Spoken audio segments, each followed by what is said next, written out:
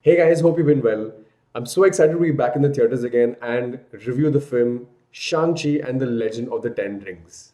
This is the next film in the Marvel Cinematic Universe, which features Simu Liu as Shang-Chi, Awkawfina as Katie, Meng'er Zhang as Ling, Fala Chen as Jiang Li, Florian Munteanu as Razorfist, Michelle Yeoh as Jiang Nan, and Tony Leung as Wen Wu or the Mandarin.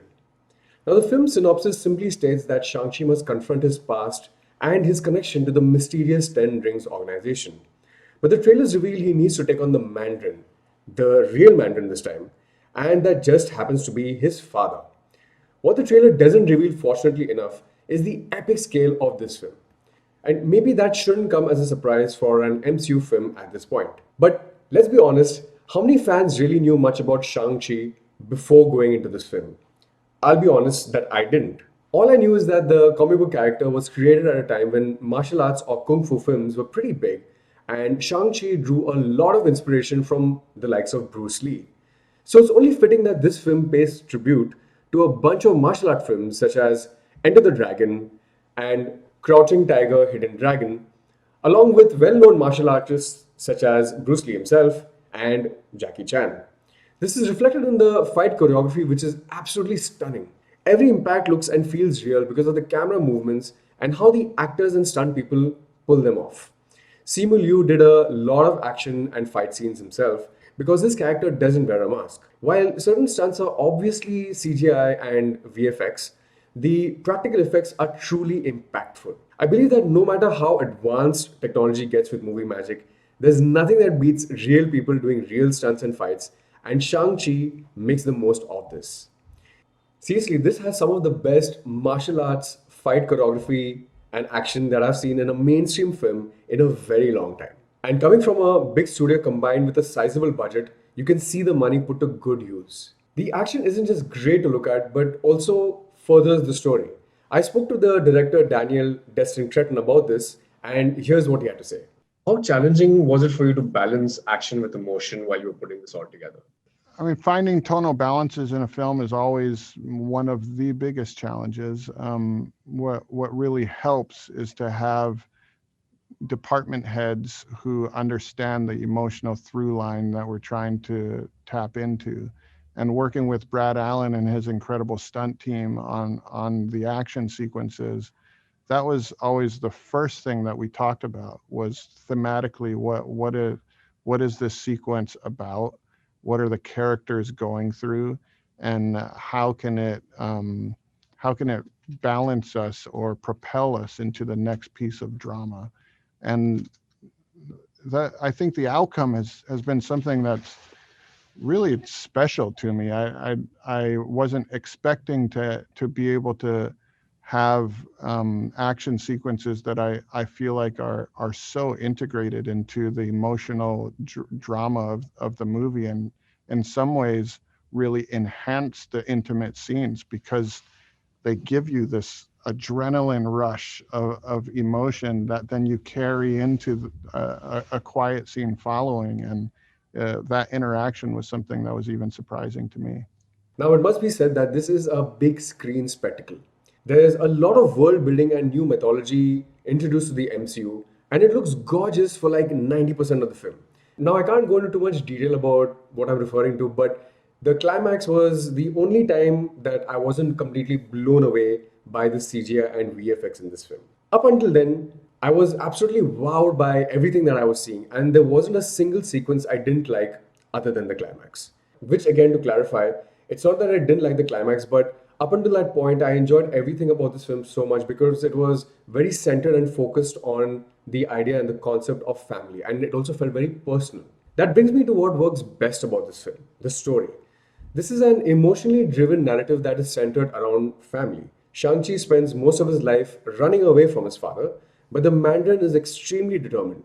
And once he decides to do something, there's very little that can stop him. So once Shang-Chi is tracked down, no matter how hard he tries, he can't escape his father's reach. Now, this also has implications for the relationship between him and his sister, Ling, which plays out in an intriguing way. One of the most prominent elements of Shang-Chi is how the female characters are structured, and each one of them plays a significant role.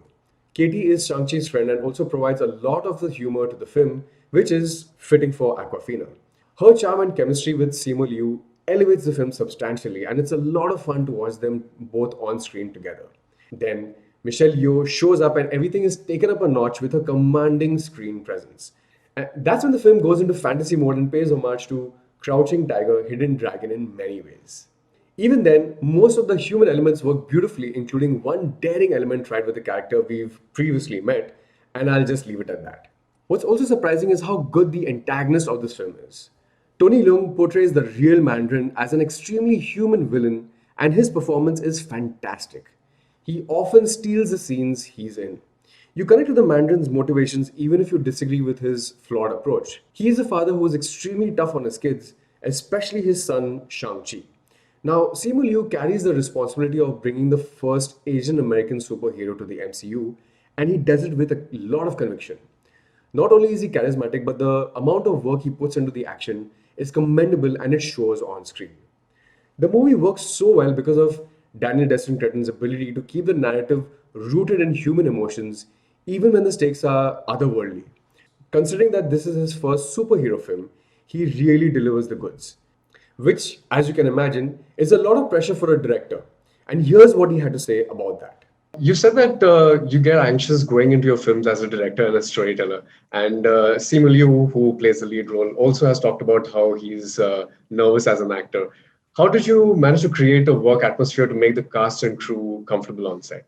I mean, I think a result of my own anxiety is having to have a workspace that is safe and feels open and free. So anybody who is around the creative space of the actors, we have to create an environment where everybody feels safe to make mistakes. Everybody feels safe to take risks, to try things that might make you feel vulnerable, and no one's going to make fun of you.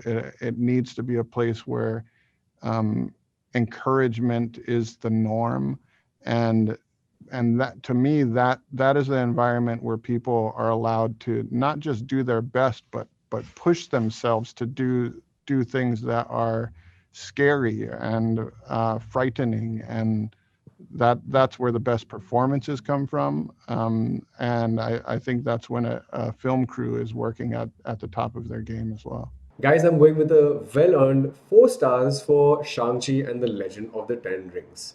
The film has a few flaws which can be overlooked, but that's the only reason why I haven't rated it any higher. It manages to stand out in its own way with a distinctive look and feel, along with its own voice, thanks to the director and the entire cast. Shang-Chi is a formidable superhero, and the Ten Rings are a force to be reckoned with. They are right up there with Thor's Mjolnir and Captain's Shield, so this guy has earned a spot in the Avengers roster. Also, it should go without saying, but stick around for the end credits. Guys, thanks so much for watching this review, and I'll see you around for the next one.